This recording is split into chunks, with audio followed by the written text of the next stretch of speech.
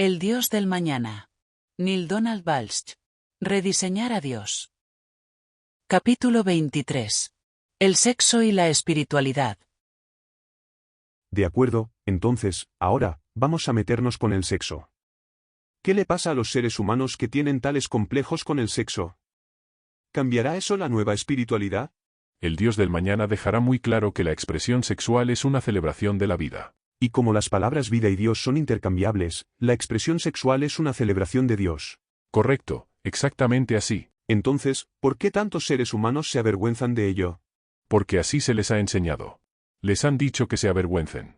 Algunos incluso creen que se lo ha ordenado el Dios del ayer. Cuando estuve en la Iglesia Católica se me enseñó que el propósito del matrimonio y del sexo era el de propagar la raza. Y debido a esto, cualquier intento de detener el proceso de la procreación era considerado como una intromisión en la voluntad de Dios, y así, como una ofensa contra el Altísimo. De modo que las familias católicas a menudo tienen 5, 6, 7 u 8 hijos. Se me dijo categóricamente que utilizar cualquier tipo de método contraceptivo es pecado. La única forma no pecaminosa de planificación familiar que Dios permitía es el método del ritmo, cuando el sexo se evita durante el periodo fértil del ciclo menstrual de la mujer y se tiene durante lo que la familia espera que sea el periodo infértil. Esta es una manera retrógrada y primitiva de tratar con la expresión más natural del amor. Yo no tengo ningún juicio sobre eso. Bueno, tú no tienes juicios sobre nada. Correcto. También, cuando era niño, se me enseñó en mi escuela y en mi cultura que mi cuerpo era algo de lo que avergonzarse, y que por tanto nunca debía permitirme la desnudez. Tampoco debía desear ver otros cuerpos desnudos. Eso era pecado, y debía sentirme avergonzado. En algunas culturas ni siquiera se acepta que el cuerpo sea visto desnudo durante el acto sexual. Las luces deben estar apagadas y los compañeros deben estar al menos parcialmente vestidos. Algunos de esos tabúes están desapareciendo lentamente, pero a un sorprendente número de personas todavía les afectan. Cierto. ¿Crees que es correcto que a los seres humanos se les tenga que hacer sentir tan culpables por el sexo? No hay tal cosa como lo correcto y lo incorrecto. Solo hay lo que funciona y lo que no funciona, según lo que estés intentando hacer. Entonces, ¿qué estás intentando hacer ahora con esto? No estoy seguro de saberlo. No estoy seguro de que la humanidad lo tenga claro. Algunos estamos intentando hacer una cosa, y otros otra. Solo sé lo que elijo no hacer con mi sexualidad. ¿Y qué es? Elijo celebrar mi humanidad, mi amor por la vida y por otro, y mi amor por mí mismo, a través del gozoso dar y recibir de un exquisito placer físico, y elijo crear, expresar y experimentar el unificado éxtasis de la unicidad con mi ser querido. Estoy eligiendo expresar y experimentar esto sin vergüenza, sin culpa ni turbación de ningún tipo, sino con una infantil apertura y un infantil sentido de la maravilla, y con una apreciación y una contemplación muy adultas de la belleza, de la intensidad y del arrebatador entusiasmo que tiene lugar en la plena intimidad física, emocional y espiritual con otro ser humano. Y bien, ¿por qué no nos dices cómo te sientes en realidad? Tú preguntaste, así que yo respondí. Ciertamente lo hiciste. Y este bien podría ser el final de nuestro diálogo sobre este tema, pues acabas de decir lo que la nueva espiritualidad enseñará. ¿Así? ¿De veras? Sí, así es. En los días de la nueva espiritualidad, la sexualidad humana será experimentada como la gozosa celebración de la vida y la gloriosa expresión de lo divino que siempre estuvo destinada a ser. Será expresada sin turbación ni vergüenza ni culpa, y sin restricciones ni limitaciones de ningún tipo, salvo las voluntariamente autoimpuestas. ¿No sería maravilloso si tuviéramos un mundo así? Sí, y el advenimiento de la nueva espiritualidad hará mucho para llevaros a un lugar donde todos podáis crear un mundo así. Has estado diciendo durante todo este diálogo que está llegando la hora, y estoy viendo que tienes razón. La Iglesia Episcopal aprobó la elección de su primer obispo declarado abiertamente gay en el mismo día en que estamos teniendo este diálogo. ¿No es interesante? Parecemos estar en los comienzos de las primeras tentativas de acoger al Dios del mañana por parte de la humanidad. Algunos líderes de la Iglesia, muy osados, han tenido el coraje de decir bien alto y en público que el Dios de su comprensión encuentra aceptable que un hombre tenga una orientación sexual diferente a la de los demás. Este es un ejemplo del tipo de amor incondicional que pronto, todos vosotros entenderéis que es el regalo del Dios del mañana. Pero ahora mismo hay algunos recalcitrantes que creen que el Dios del ayer no ama sin poner condiciones, sino solo si hacemos las cosas a su manera. La osada acción emprendida por la Iglesia Episcopal en los Estados Unidos no fue fácil, como atestigua esta noticia. Minneapolis, 6 de agosto, los líderes episcopales votaron para aprobar la elección del primer obispo declarado abiertamente gay, arriesgándose a un probable éxodo de conservadores, que expresaron que su molestia por la decisión era demasiado profunda como para ser expresada en palabras. La Convención Episcopal General del martes realizó la votación final que se necesitaba para confirmar al reverendo V. Gene Robinson como obispo de la diócesis de New Hampshire. Los obispos votaron en la proporción 62/45 para confirmar la elección. 2 se abstuvieron, pero sus votos se contaron como noes. Algunos delegados de la convención que se oponían a Robinson salieron de la reunión envueltos en lágrimas. Este cuerpo eclesial, que obstinadamente confirma la elección de una persona sexualmente activa fuera del santo matrimonio, se ha desmarcado de la fe histórica y del orden de la Iglesia de Jesucristo, dijo el obispo de Pittsburgh, Robert Duncan. Y también, este cuerpo se ha separado a sí mismo de millones de cristianos anglicanos por todo el mundo. Duncan convocó a los obispos de la Comunión Anglicana y al arzobispo de Canterbury, Rowan Williams, jefe de la Comunión, a intervenir en la emergencia pastoral que nos ha caído encima. Que Dios tenga misericordia de su Iglesia, dijo Duncan. Y 18 obispos más firmaron su declaración. Encuentro interesante pero no muy sorprendente que el obispo Duncan, al referirse a Dios, describiera la Iglesia episcopal como su Iglesia. Es justo esto, este tipo de propiedad que la gente por todo el mundo reclama para su Dios sobre su Iglesia, lo que crea tal separación entre la gente. Los católicos dicen que su Iglesia es su Iglesia. Y los musulmanes dicen que su fe es la única verdadera fe de Alá. Y los mormones dicen que su séptimo cielo es el verdadero cielo de Dios. Y los testigos de Jehová dicen que el elegido ha sido llamado por Dios, y que nadie más va a ir al cielo. El Dios del mañana dice que cada iglesia es su iglesia, y que cada fe es su fe, y cada alma es de Dios, pues comparte la misma alma con Dios. Y ninguna persona ni cosa viviente en el universo se encuentra apartada de la comunidad de Dios. ¿Ni siquiera la gente que tiene mucho sexo? ¿Perdón? Hay personas que creen que es probable que teniendo demasiado sexo se impida el progreso espiritual. Dicen que la espiritualidad y la sexualidad no casan bien. Entonces permíteme tan solo preguntarte directamente esto, ¿la energía sexual interfiere con la espiritual? ¿Acaso la expresión de la sexual merma las propias reservas de energía, haciendo difícil o imposible alcanzar el despertar espiritual? Si eso fuera así, entonces la vida estaría trabajando contra el propósito mismo de la vida. El propósito de la vida es evolucionar, y si el acto físico que crea vida y expresa amor reduce las posibilidades de evolución, ¿no sería eso un enorme fallo en el funcionamiento del universo? Claro que me parece que lo sería. Te puedo asegurar que la vida no puso juntas esas cosas al azar. No es cierto que la expresión sexual inhiba el despertar espiritual. Ni siquiera si es en gran cantidad.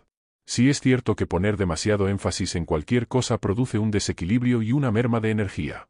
Demasiado trabajo, demasiado comer, demasiado beber, demasiado azúcar, jardinería, bolera, natación, televisión, zumo de zanahoria, sexo, demasiado de lo que sea, incluso demasiada práctica espiritual, puede crear un desequilibrio. El Buda lo descubrió. Él experimentó que la iluminación no podría ser lograda a través de la práctica de la autocomplacencia, pero tampoco a través de la automortificación o la autoprivación. De hecho, sería alcanzada en el camino medio entre las dos, donde todas las cosas se mantengan en equilibrio. Hay más que decir sobre este asunto de la iluminación y sobre cómo alcanzarla, y cómo la iluminación de toda la humanidad va a ser una meta principal para la nueva espiritualidad. Vamos a hablar de ello al final de nuestra conversación sobre el Dios del mañana. Bien, ¿eso es lo que sigue a continuación? Sí, cuando hayamos acabado de hablar de la sexualidad, aunque no estoy seguro de que termines estando muy contento conmigo cuando acabemos con este asunto, ya veremos. ¿Por qué no? ¿Por qué no habría de estar contento? Lo verás cuando lleguemos allí. Oh, genial, entonces ahora me tengo que quedar aquí sentado, en ascuas, con el alma en vilo. No, no tienes por qué. Permanece en el momento de la hora. Gracias. Entonces, yo no lo hago muy a menudo, pero mucha gente sí, aunque no me arrepiento de haberlo hecho así, pues este es un buen ejemplo de lo que a veces nos vuelve locos, a las personas. Observo que un hábito que tienen muchos humanos es lo que he bautizado futurizar. La gente se va al futuro en su mente, más que estar en el momento actual. Todo es perfecto justo aquí, justo ahora, pero se marchan al futuro en su cabeza y convierten el momento actual en algo desconcertante.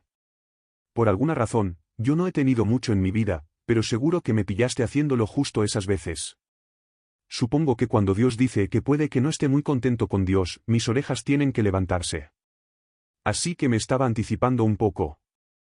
Pero ya regreso al momento actual, y quiero decir que me alegra que una vida sexual activa no consiga reducir para nada la consciencia espiritual. Creo que ya lo sabía, pero me gusta escuchar tu confirmación. El sexo no es lo que la mayoría cree que es, de todos modos. Ya veo. El sexo es intercambio sinérgico de energía.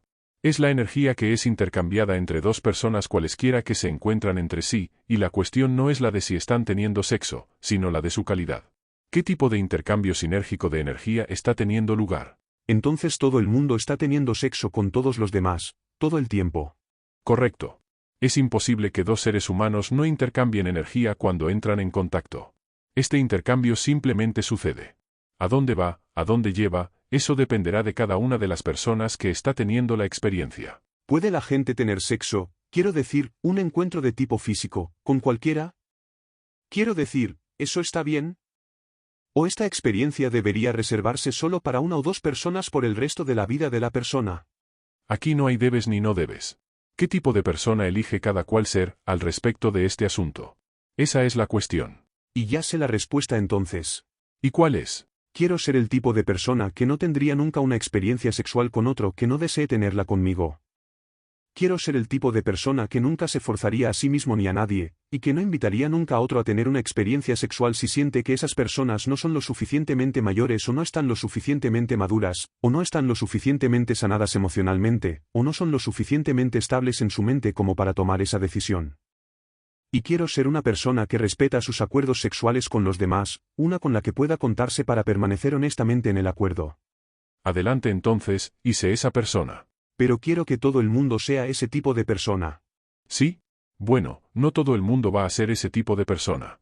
Ni siquiera tú fuiste siempre ese tipo de persona. Lo sé. ¿Qué se requeriría para que más de nosotros lo fueran, todo el tiempo? Una mayor autoconsciencia, además de una comprensión más completa del propósito de la misma vida. Cuando realmente acojáis al Dios del mañana, captaréis mejor eso. Pondréis una mayor autoconsciencia en cada momento y en cada elección, incluyendo a las sexuales. Mucha gente está haciendo esto ahora, y su movimiento hacia una mayor autoconsciencia realmente está pavimentando el camino para la nueva espiritualidad. Pero los crímenes sexuales aumentan en nuestra sociedad. Eso es porque la represión aumenta. Allá donde quiera que percibas represión sexual, verás crimen sexual y disfunción sexual. Es por eso por lo que la Iglesia Católica ha tenido tantos problemas con los sacerdotes que actúan de maneras sexuales inapropiadas. Así es, precisamente. Como especie, estamos realmente confundidos con todo esto.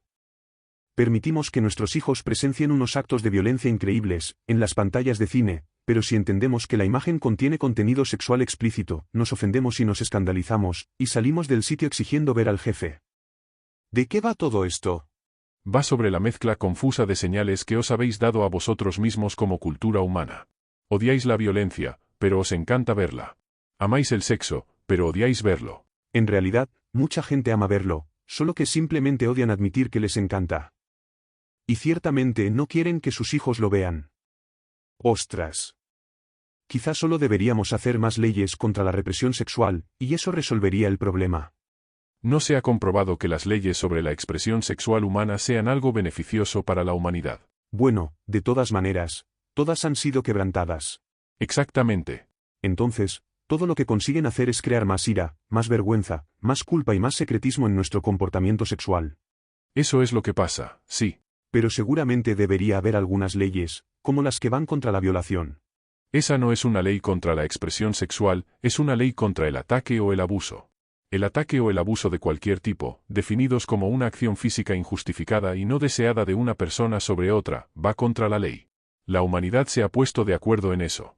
¿Y qué tal con las leyes que prohíben la discriminación basada en la preferencia sexual? ¿O qué tal con las leyes sobre los delitos de odio, que imponen penas adicionales para los actos de agresión si se cometen debido a la raza, al género, al estilo sexual o a la nacionalidad? Esas leyes tampoco prohíben o regulan la expresión sexual. No tengo juicios sobre ninguna de ellas. La humanidad tiene que decidir por sí misma sobre ello. Creo que la última ley que realmente prohibía alguna forma real de expresión sexual en los Estados Unidos era una ley contra lo que ha sido denominado sodomía, y esa ley fue finalmente derogada por la Corte Suprema el verano del 2003. No me parece que el comportamiento sexual privado de dos adultos que consienten en tenerlo pertenezca al ámbito de la ley, al de las Cortes, o al de cualquier faceta del sistema de justicia penal, y la Corte Suprema parece que está de acuerdo en esto. Aún así, mucha gente aulló. Sí, y esto nos devuelve a la discusión que tuvimos antes, acerca de que mucha gente quiere que la ley civil se base en los valores religiosos. Sería beneficioso para la humanidad explorar la idea de que, allá donde no exista daño para los civiles, no debería crearse o imponerse ninguna ley civil. ¿Incluye eso la ley contra la prostitución? En muchos sitios la prostitución es legal. Sí, lo sé. En Bélgica, Alemania, Holanda y Suiza es practicada abiertamente como negocio, con sus escaparates y todo. Y de hecho el simple acto de intercambiar dinero por servicios sexuales es legal en la mayor parte de los países del mundo. No es legal en los Estados Unidos, salvo en la mayor parte de los condados de Nevada, donde, extrañamente, sí lo es. Entonces, ¿el problema con la prostitución es de moralidad o de geografía? ¿Alguna otra pregunta? ¿Sabes? En realidad no tengo más preguntas sobre el tema. Mientras estoy teniendo esta conversación contigo, me doy cuenta de que la mayor parte de las cuestiones que tengo sobre el tema están satisfactoriamente respondidas.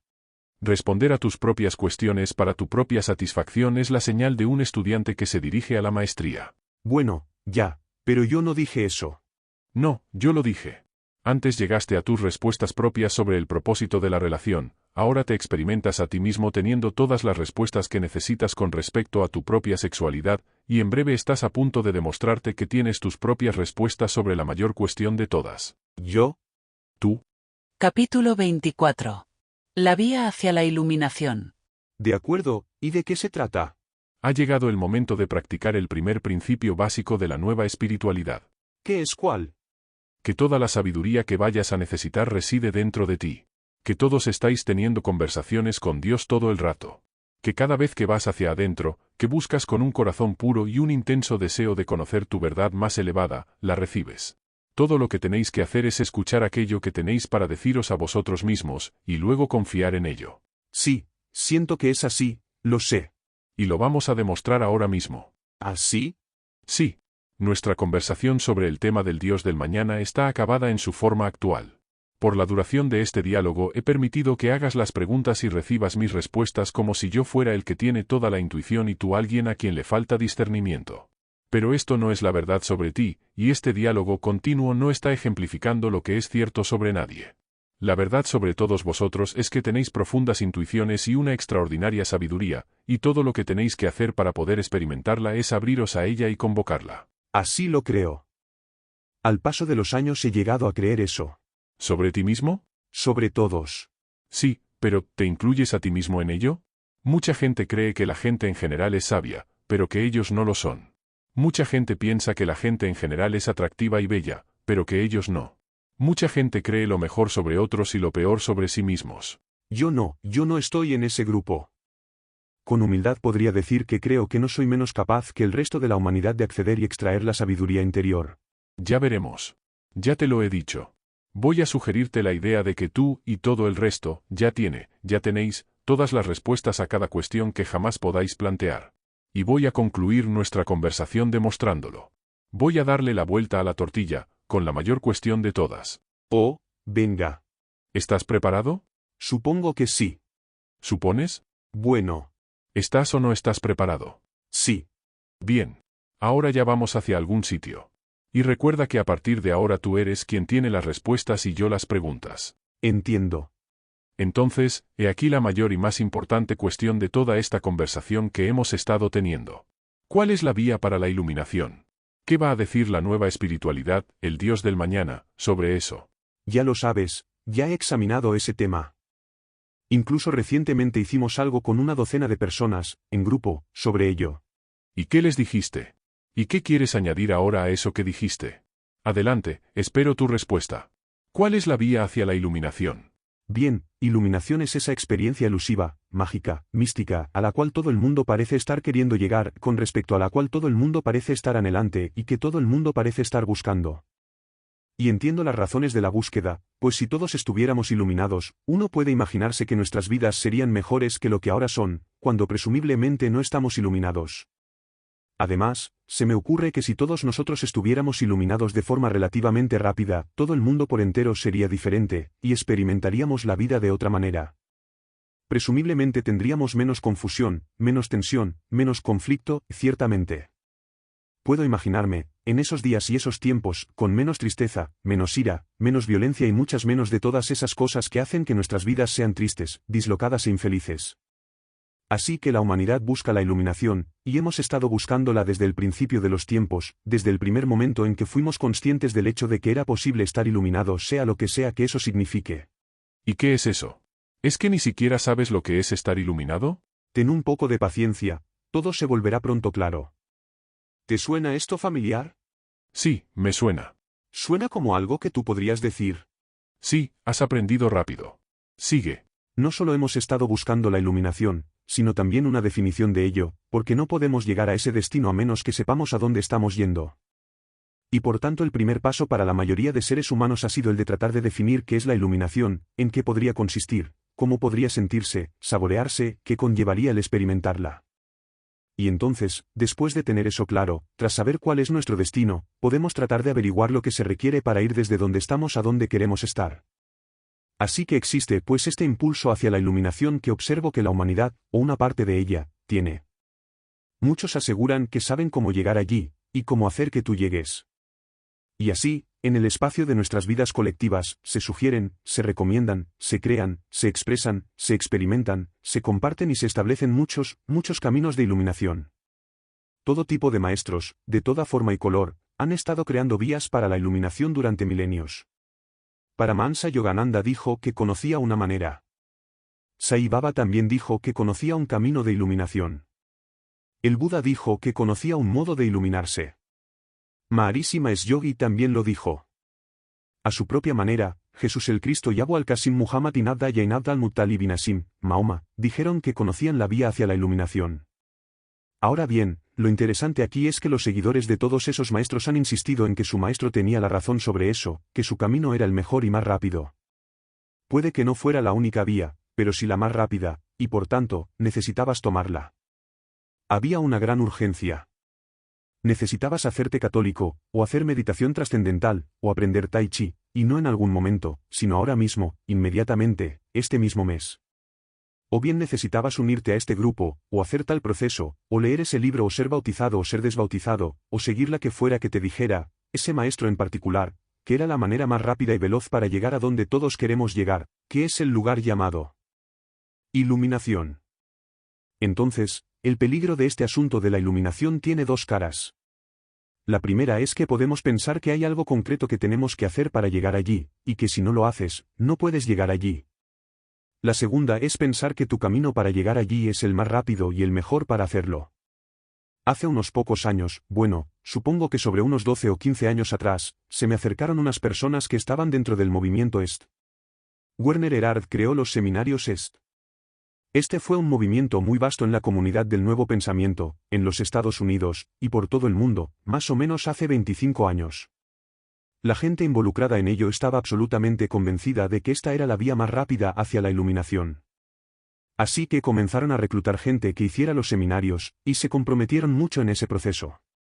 Era casi algo urgente, una cuestión urgente para ellos. Y no podían entender por qué tú no tenías esa urgencia, cuando no la sentías. Te miraban y te decían: «Pero es que no te enteras, ¿no lo entiendes?».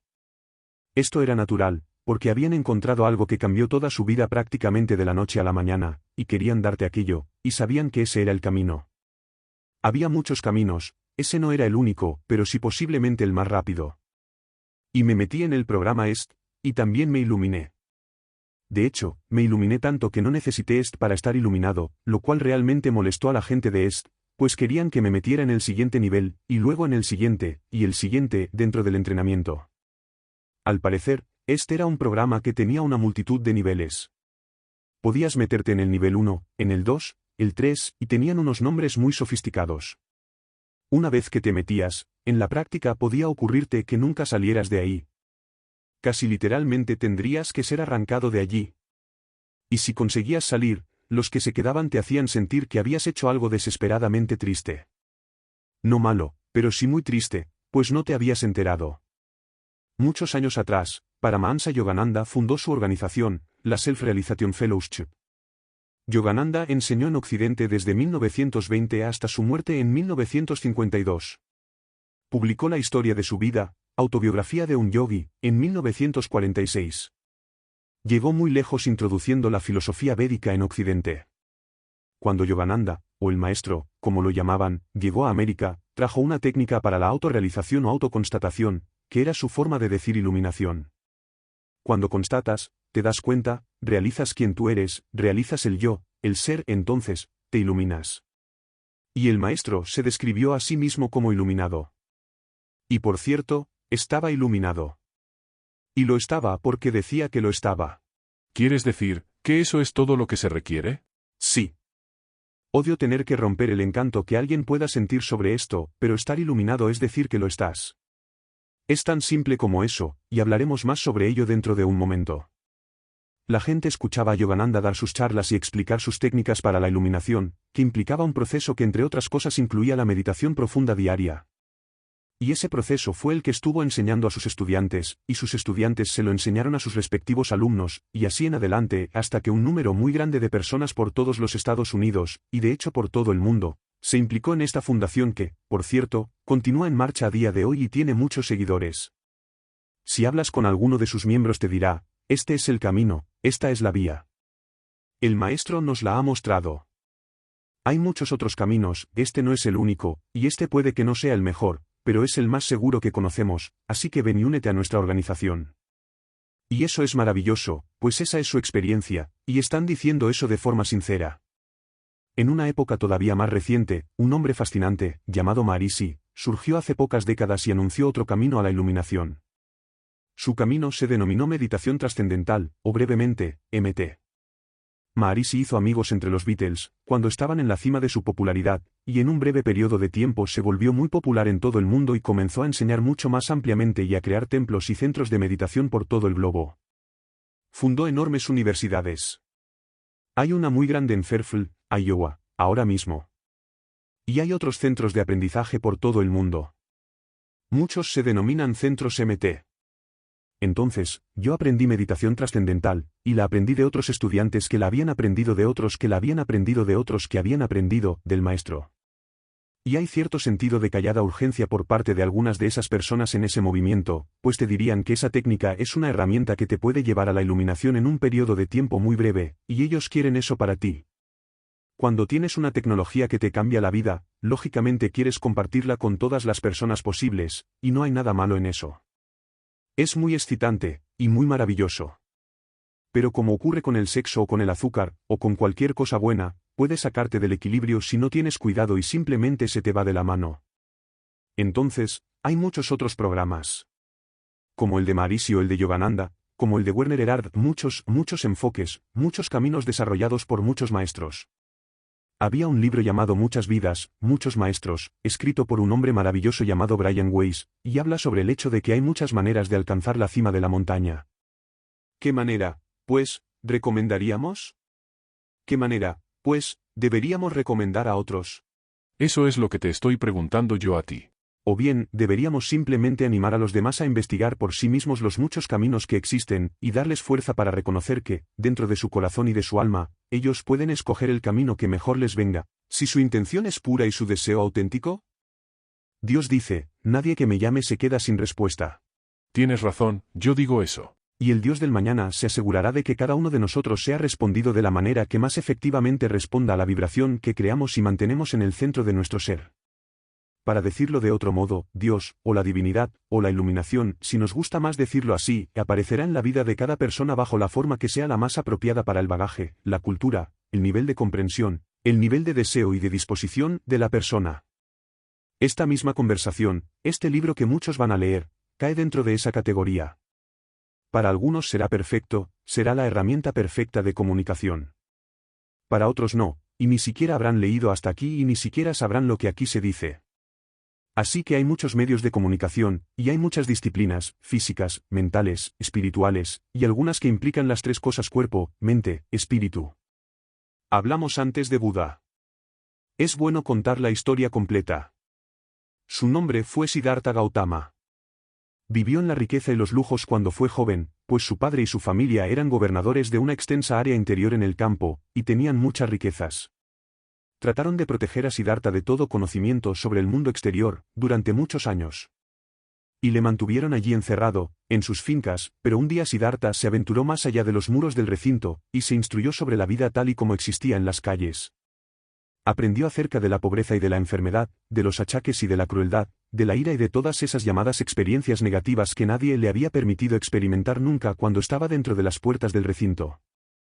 Y abandonó todas sus riquezas y lujos, a toda su familia, a su mujer y a sus hijos, y a cada persona de aquel hogar, y en definitiva, desapareció, y se embarcó en su búsqueda de la iluminación. ¿Qué puedo hacer?, se preguntaba a sí mismo. ¿Qué hacer? Y entonces emprendió la práctica de una serie de disciplinas muy rigurosas, físicas y mentales, que iban desde ayunos y largas meditaciones hasta formas de entrenamiento físico de todo tipo imaginable. Y esto duró bastante tiempo, no solo un par de semanas, en torno a 6 años. Buscó a otros maestros y les preguntó cómo habían alcanzado o cómo se habían dirigido hacia la experiencia de la iluminación, y obró tal y como le dijeron, ya que quería honrar a esos maestros que encontró en su camino. Pero no hubo nada que le brindara la experiencia de la iluminación. Lo único que le brindó todo eso fue un cuerpo demacrado y una vida que se hizo difícil debido a la disciplina y al entrenamiento mental y físico. Y un día, Siddhartha Gautama dijo, voy a sentarme bajo este árbol hasta que esté iluminado. Lo he intentado todo.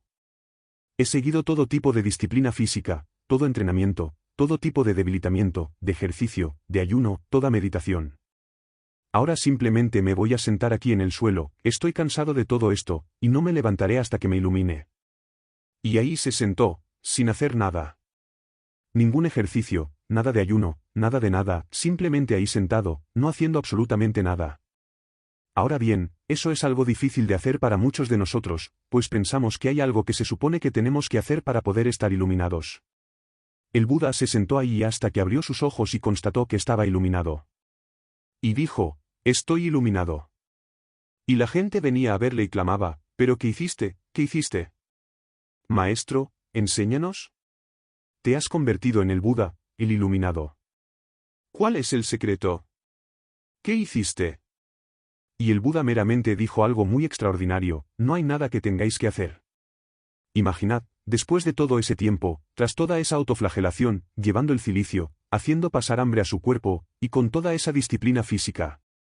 Después de tanto tiempo constató que no se trataba de desgranar cuentas de rosarios, de encender incienso o de sentarse a meditar 3 horas cada día. Que no se trataba de nada de eso. Sí, lo podía ser si eso es lo que deseabas. Podría serlo si eso era lo que te encajaba. Podría serlo si ese es tu camino, pero no era necesario hacer nada. El Buda dijo, en efecto, estoy iluminado porque he constatado que la iluminación es reconocer que no hay nada que tengas que hacer para estar iluminado. ¿No es interesante? De cierto modo es un poco triste, si se piensa en todo ese esfuerzo que la gente pone en ello, con largos años de programas y entrenamientos, y tan solo para descubrir que la iluminación no requiere de nada en absoluto. Ahora que he llegado a esta conversación voy a acabarla diciendo algo osado.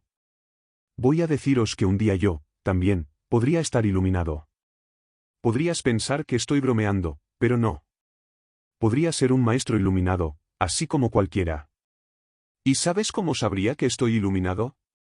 Cuando encuentre paz, dicha y amor en cada momento. Yo también, como el Buda, como Jesús el Cristo, como Paramahansa Yogananda, como Maharishi, como el Neonlee, elijo buscar la iluminación. En mi propio camino en particular, lo he intentado todo. Primero fue la religión ortodoxa. Yo rezaba mi rosario con fidelidad cada día porque era la fórmula que podías emplear para que Dios respondiera a tus oraciones.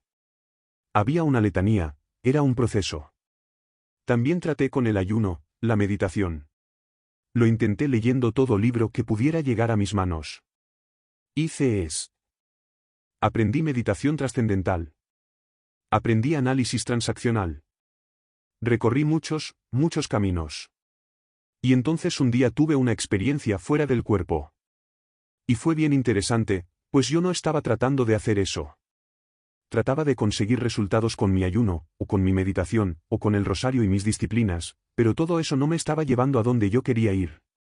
Y entonces, ahí estaba yo, simplemente intentando dormirme, y simplemente caí dormido.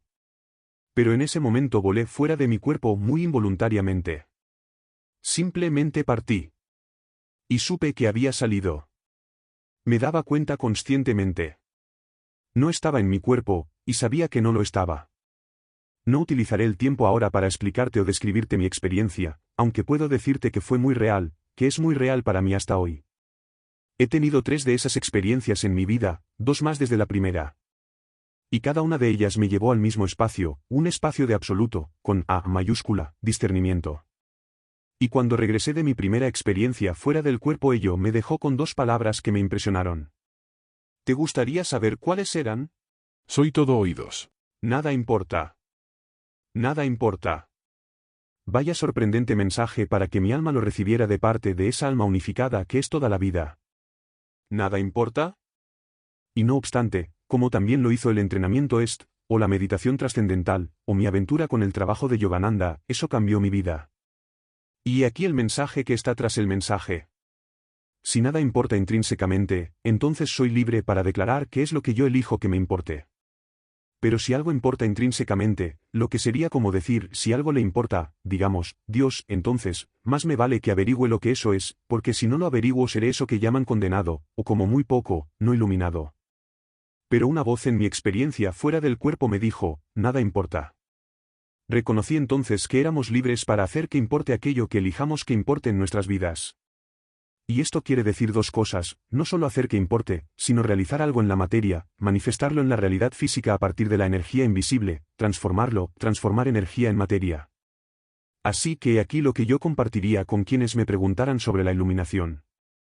Si piensas que hay un camino para la iluminación que es el único, el mejor, el más rápido, el que todo el mundo debería enterarse a las 10 en punto de la mañana, repentinamente te encontrarás sintiendo presión, tensión, molestia. Y tu ego se involucrará intensamente en intentar convencer a la mayor cantidad de gente posible de que eso es así.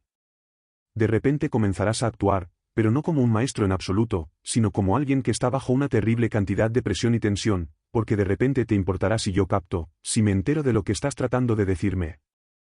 Y si no eres cuidadoso, puede que incluso comiences a imponerte cuotas y objetivos.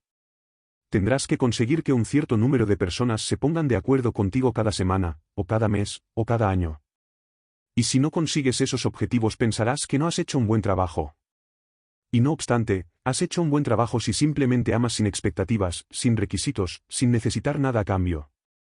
La iluminación, cuando todo ya se ha dicho y se ha hecho, no tiene nada que ver con lo que haces con tu cuerpo y con tu mente.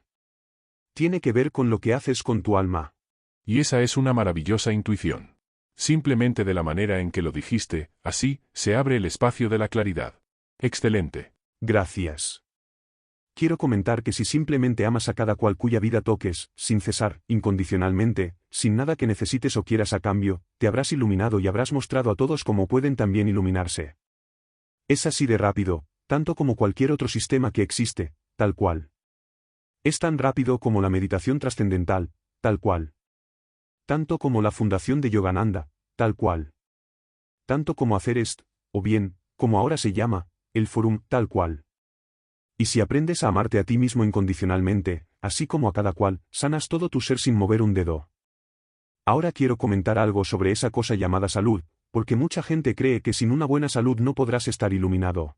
Estás realmente en racha ahora, ¿no? Tú abriste una puerta, yo la atravesé. Adelante, quiero oír lo que tienes que decir sobre esto.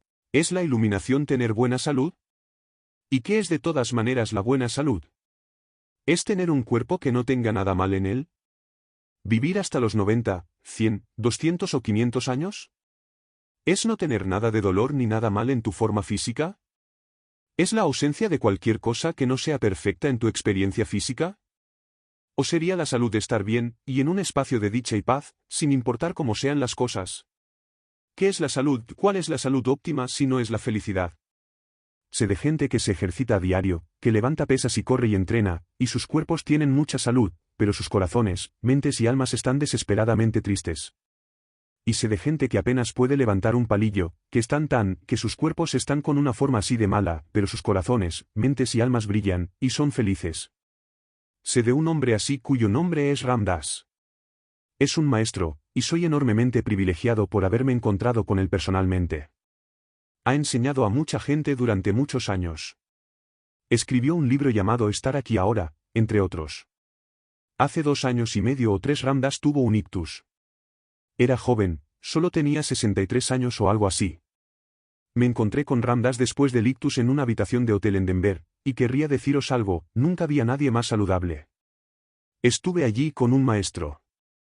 Le dije, Ram, ¿cómo estás? Y desde su silla de ruedas me dijo muy lenta y cuidadosamente, estoy maravillosamente. Eso es salud, eso es salud.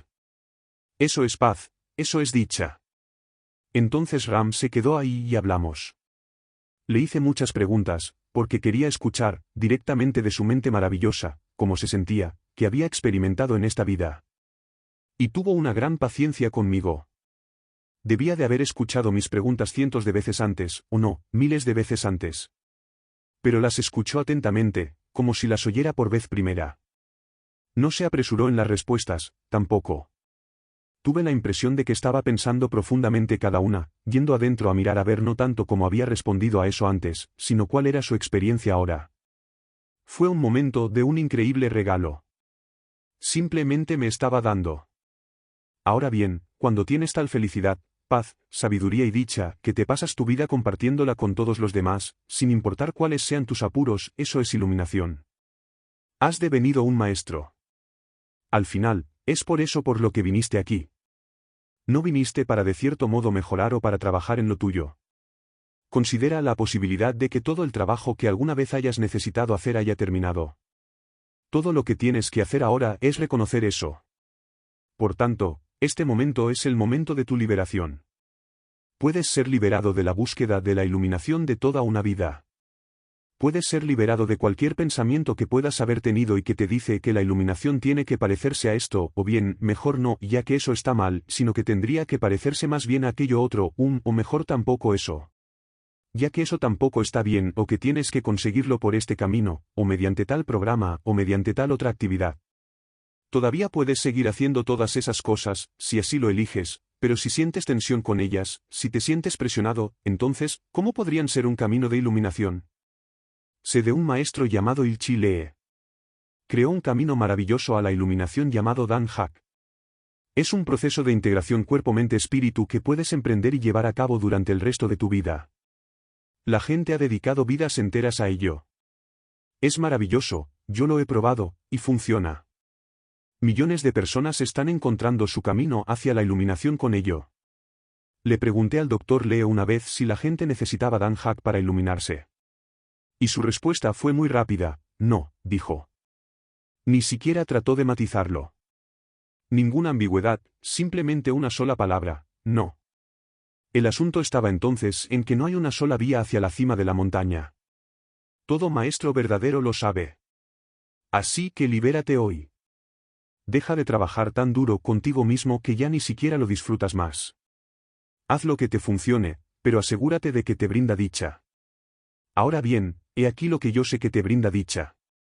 Decide que el resto de tu vida, cada día, cada momento, cada palabra, sea algo en lo que quieres participar con cada ser cuya vida toques, pero de un modo que garantice que ellos reconozcan que no hay nada que tengan que hacer, ningún sitio a donde tengan que ir, y ninguna manera en que tengan que ser para poder ser amados por ti ahora mismo. Permíteles saber que son perfectos justo como son, justo tal y como están ahí delante. Pasa el resto de tu vida devolviendo a las personas a sí mismas, para que puedan amarse a sí mismas. Y muéstrales, mediante el modo en que tú eres con ellos, que tú reconoces que no hay nada que les falte, nada que hayan perdido, nada que necesiten, nada que no sean.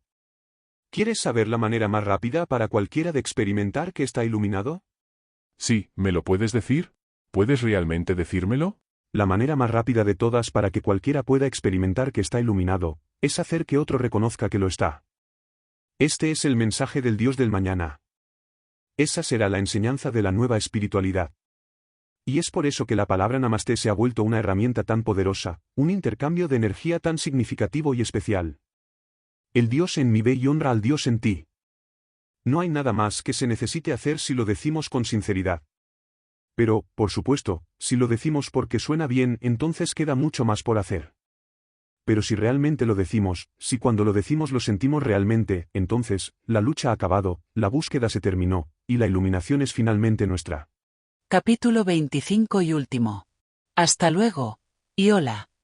Entonces, ¿qué tal lo hice? ¿Pasé la prueba? ¿Pasar? ¿Fracasar? ¿De qué hablas? Tú no puedes fracasar. La pasaste automáticamente al entrar aquí y traerte todo tu ser por entero. Eso es todo lo que la vida pide. Sí. Ha llegado el momento. Sí, lo sé. Pero no quiero dejarlo. Debemos hacerlo. Ha sido una buena conversación, buena y bien larga. Y ahora hemos de terminar. Me gustaría tratar al menos de resumirla. Hay muchas cosas en ella. Me gustaría hacer ahora una lista de las maneras particulares en las que el Dios del mañana difiere del del ayer. De acuerdo, bien, eso hará que sea más fácil para otros remitirse a ello más tarde. Exactamente. Nos has dado una maravillosa visión del Dios del mañana, y has descrito cómo es Dios. He aquí resumidamente lo que dijiste. 1. El Dios del mañana no requiere que nadie crea en Dios. 2. El Dios del mañana no tiene género, talla, forma, color o cualquiera de las características de un ser vivo individual. 3. El Dios del mañana habla con todo el mundo, todo el tiempo. 4. El Dios del mañana no está separado de nada, sino que está presente por doquier, es todo en todo, el alfa y el omega, el comienzo y el final, la totalidad de toda cosa que jamás haya existido, que exista ahora, y que vaya a existir siempre. 5. El Dios del mañana no es un superser singular, sino el extraordinario proceso llamado vida. 6. El Dios del mañana es siempre cambiante. 7. El Dios del mañana no necesita nada, y además es superfluo. 8. El Dios del mañana no pide ser servido, sino que es el servidor de toda la vida. 9. El Dios del mañana es incondicionalmente amoroso, e incondicionalmente no juzgador, no condenador, y no castigador. Esa es una increíble descripción de un Dios casi increíble. Sé que durante toda esta conversación has dicho que este maravilloso Dios va a ser acogido por la humanidad en los años que tenemos justo por delante, pero aún me pregunto si los seres humanos van a aceptar alguna vez una deidad así. Este va a ser vuestro desafío espiritual más grande.